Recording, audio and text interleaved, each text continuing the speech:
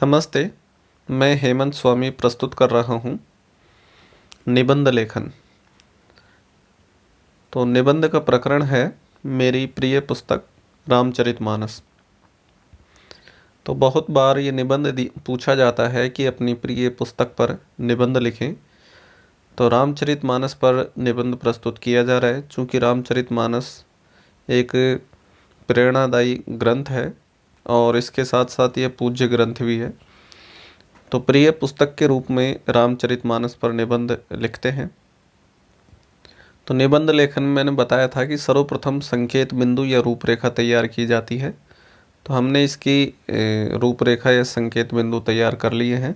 सर्वप्रथम प्रस्तावना है, पुस्तक की कथा वस्तु है रामचरितमानस की। इसमें मार्मिक प्रसंग है, कर्तव्य बोध का संदेश है, आदर्शवादी व्यवहार, प्रेरणादायिनी और उपसंहार।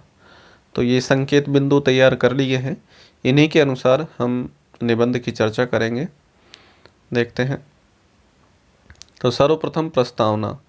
तो प्रस्तावना में बताया था मैंने कि प्रस्तावना में कोई भी प्रकरण का संक्षिप्त परिचय दिया जाता है, उसकी परिभाषा, उसकी पहचान प्रस्तुत की जाती है। तो यहाँ रामचरितमानस के बारे में अध्ययन कर रहे हैं कि यह हमारे देश और समस्त भारतवासियों का सौभाग्य है कि यहाँ समय समय पर अनेक कवियों ने जन्म लिया है और अपनी कालजयी अर्थात काल पर विजय प्राप्त करने वाली कृतियों से जनमानस का मनोरंजन ही नहीं किया, बल्कि उन्हें ज्ञान के साथ साथ कर्म का संदेश भी दिया है। इसमें से कुछ कवियों ने धर्म और भक्ति भाव को प्रेरित करने वाली कृतियों की रचना की है, तो कुछ ने कर्तव्य बोध और आदर्श व्यवहार की, तथा कुछ ने नीति सम्मत व्यवहार की रचना की है। लेकिन गोस्वामी तुलसीदास जी द्वारा रचित रामचरितमानस मुझे विशेष पसंद है, क्योंकि इसमें आवश्यक एवं जीवन उपयोगी गुणों और मूल्यों का संगम है। इसलिए ये रामचरितमानस मुझे ज़्यादा पसंद है। तो सर्वप्रथम हम पुस्तक की कथा वस्तु देखते हैं रामचरितमानस की, कि रामचरितमानस की प्रमुख कथा वस्तु दशरथ पुत्र श्री राम का जीवन चरित्र है, जैसा कि नाम से ही प्रतीत हो रहा है। इसमें उनके जन्म से लेकर उनके सुख सुविधापूर्ण शासन तक का वर्णन है। बीच बीच में अनेक उपकथाएं इसके कलेवर में वृद्धि करती हैं। रामचरितमानस में वर्णित राम कथा को 7 सर्गों में बांटकर वर्णित किया गया है। इसके 7 खंड हैं या 7 सर्ग हैं। बालकांड, अयोध्याकांड, सुंदरकांड, किष्किंधाकांड, अरण्यकांड, लंकाकांड और उत्तरकांड। इस प्रकार से 7 कांड हो गए हैं। बालकांड, अयोध्याकांड, सुंदरकांड, किष्किंधाकांड, अरण्यकांड, लंकाकांड और उत्तरकांड, ये 7 नामों से जाने जाते हैं। कथा का प्रारंभ ईश वंदना के दोहों, श्लोकों और चौपाइयों से शुरू होता है।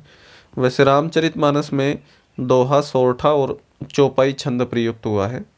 और राम जन्म उनके 3 भाइयों लक्ष्मण, भरत और शत्रुघ्न के साथ की गई बाल क्रीड़ा, उनकी शिक्षा दीक्षा, विश्वामित्र के साथ राक्षसों के वध के लिए उनके संग गमन, मारीची सुबाहु ताड़का वध, जनकपुर गमन, स्वयंवर में धनुष भंग करना, सीता विवाह और अयोध्या वापस लौटना, कैकेयी का राजा दशरथ से 2 वरदान मांगना।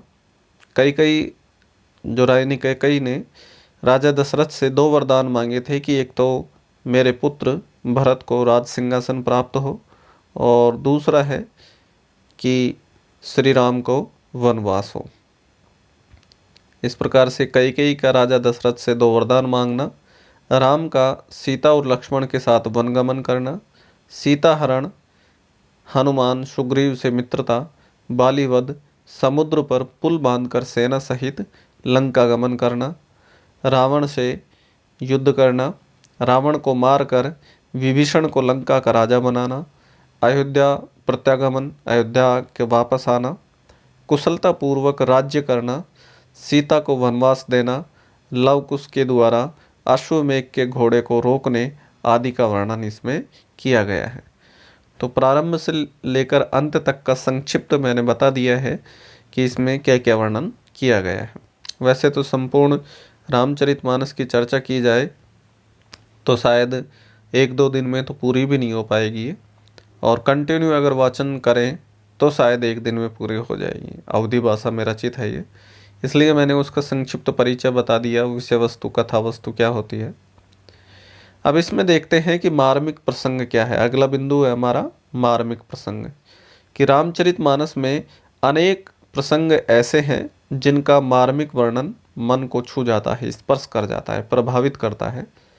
राम का वनवास जाना, ये सारे मार्मिक प्रसंग प्रस्तुत किए गए हैं कि राम का वनवास जाना, दशरथ का मूर्छित होना, समस्त प्रजाजनों का शोकाकुल हो जाना, करुणामय हो जाना, दशरथ का प्राण त्याग, दशरथ का प्राण त्यागना, रावण द्वारा सीता हरण करना, अशोक वाटिका में राम की याद में उनका शोक संतप्त रहना, मेघनाथ के साथ युद्ध में लक्ष्मण का मूर्छित होना। तो इस प्रकार से ये सारे प्रसंग हैं जो करुणामय बना देते हैं, हृदय को स्पर्श कर जाते हैं। इसके अतिरिक्त है भरत मिलन प्रसंग, सीता का निष्कासन, जब अंत समय में प्रभु श्री राम लोगों के बातों पर सीता का निष्कासन कर देते हैं, उनकी अग्नि परीक्षा लेते हैं, तो ये भी एक करुणामय दृश्य होता है। आदि प्रसंग मन को छू जाते हैं। इन अवसरों पर पाठकों के आंसू रोकने से भी नहीं रुकते हैं। आज भी दशहरे के अवसर पर जब रामलीला का मंचन होता है तो इन मार्मिक प्रसंगों को देखकर आंसू बहने लग जाते हैं। अब अगला बिंदु है कर्तव्य बोध का संदेश, कि रामचरितमानस की सबसे मुख्य विशेषता है कि कर्तव्य का बोध कराना, कि अपने कर्तव्य का बोध कराती है रामचरितमानस।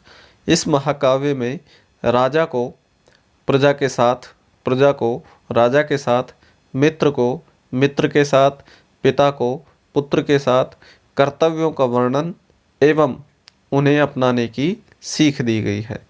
एक प्रसंग के अनुसार आज के बच्चों को उनके कर्तव्य का बोध प्रातःकाल उन्हें माता पिता के चरण छूना चाहिए कराते हुए लिखा है, कि ये कर्तव्य बोध भी कराया है कि आजकल के बच्चों को कर्तव्य बोध होना चाहिए कि वो प्रातःकाल उठकर अपने माता पिता का चरण स्पर्श करें। देखो दिया है कि प्रातःकाल उठी के रघुनाथा, मातु पिता गुरु नवाई माथा, कि प्रातःकाल में उठ के रघुनाथा श्री राम, कि श्री राम प्रातःकाल उठकर मातु पिता अपने माता पिता और गुरु के समक्ष मस्तक झुकाते हैं, अर्थात उनके समक्ष नतमस्तक हो जाते हैं, उनका चरण स्पर्श करते हैं। इस कर्तव्य का उन्हें शीघ्र फल भी प्राप्त होता है। राम अपने भाइयों के साथ गुरु विश्वामित्र के घर पढ़ने जाते हैं और सारी विद्याएं शीघ्र ही ग्रहण कर लेते हैं। उसके संदर्भ में कहा है कि गुरु गृह पढ़न गए दो भाई, अल्पकाल सब विद्या पाई, कि गुरु के घर पर दोनों भाई पढ़ने गए हैं, राम लक्ष्मण, अल्पकाल सब विद्या पाई, और अल्पकाल में ही अर्थात कम समय में ही संपूर्ण विद्या अर्जित कर ली है। फिर अगला बिंदु है इस पुस्तक का ग्रंथ का आदर्शवादी व्यवहार, कि रामचरितमानस नामक यह पुस्तक पाठकों के मन में धर्म और भक्ति भाव का उदय तो कराती ही है, साथ ही आदर्श व्यवहार की सीख भी देती है। यह मानव को मानवोचित व्यवहार के लिए प्रेरित करती है। राजा पर यह दायित्व होता है कि वह प्रजा का पालन पोषण करे तथा अपने कर्तव्यों का उचित प्रकार से निर्वाह करे। इसी को याद दिलाते हुए तुलसीदास ने लिखा है कि जासु राज निज प्रजा दुखारी। तो इस प्रकार से मैंने बताया था कि बीच बीच में कोटेशन डालना है, हम रामचरितमानस की चर्चा कर रहे हैं तो उसी के बीच बीच में काव्य पंक्तियाँ रख देते हैं। इससे क्या है कि आकर्षण अधिक होता है, निबंध अच्छा होता है। तो दिया है कि जासु राज निज प्रजा दुखारी, सो नृप अवस नरक अधिकारी।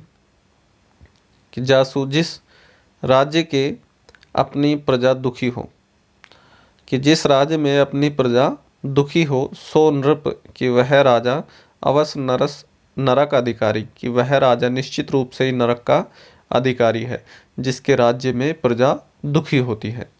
कि आज के मंत्रियों और अफसरों के लिए इससे बड़ी सीख और क्या हो सकती है कि वर्तमान के नेताओं और मंत्रियों के लिए, अफसरों के लिए यह सबसे बड़ी सीख है कि जिस राज्य में प्रजा दुखी है तो वह नरक का अधिकारी है, अर्थात वह राजा होने के योग्य नहीं है, नेता या अधिकारी होने के योग्य नहीं है।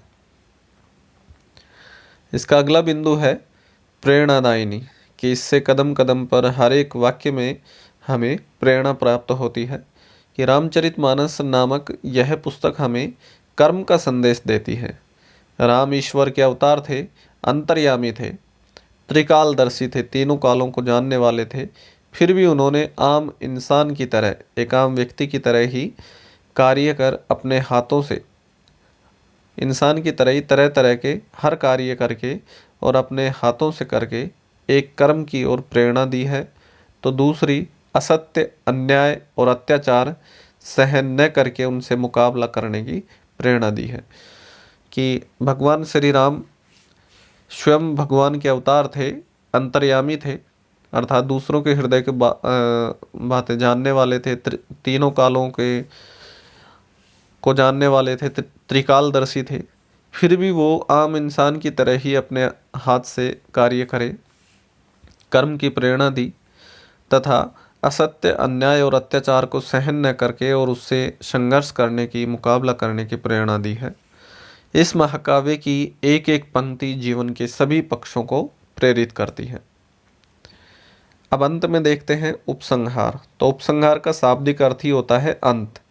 इसमें क्या है कि प्रारंभ से लेकर अभी तक जो भी बिंदु लिखे हैं उसी का संक्षिप्त निचोड़ या निष्कर्ष प्रस्तुत किया जाता है यहाँ। तो रामचरितमानस की रचना को लगभग 500 वर्ष बीत गए, पर इसकी लोकप्रियता में कोई कमी नहीं आई है। यह पुस्तक भारत में ही नहीं, विश्व की भाषाओं में रूपांतरित की गई है। इसकी अवधी भाषा, दोहा, सोरठा और चौपाई जैसे गेयता वाले छंदों के कारण यह पढ़ने में सरल, सहज और सुनने में कर्णप्रिय है। इसकी लोकप्रियता का अनुमान इसी बात से लगाया जा सकता है कि यह महाकाव्य रामचरितमानस हर हिंदू के घर में देखा जा सकता है। इसलिए हम अंदाजा लगा सकते हैं कि अत्यंत चर्चित और लोकप्रिय महाकाव्य है। इसके साथ साथ यह पूजनीय भी है। तो इस प्रकार से हमने रामचरितमानस पर निबंध पूर्ण कर लिया है। आपको यह निबंध अच्छा लगा हो तो इसके लिए लाइक करें, कमेंट्स करें, और किसी निबंध की अगर आप इच्छा रखते हैं और कोई निबंध पढ़ना चाहते हैं तो कमेंट में बताएं, और चैनल को सब्सक्राइब करना न भूलें ताकि आपको हिंदी से संबंधित नई अपडेट मिलती रहे। धन्यवाद।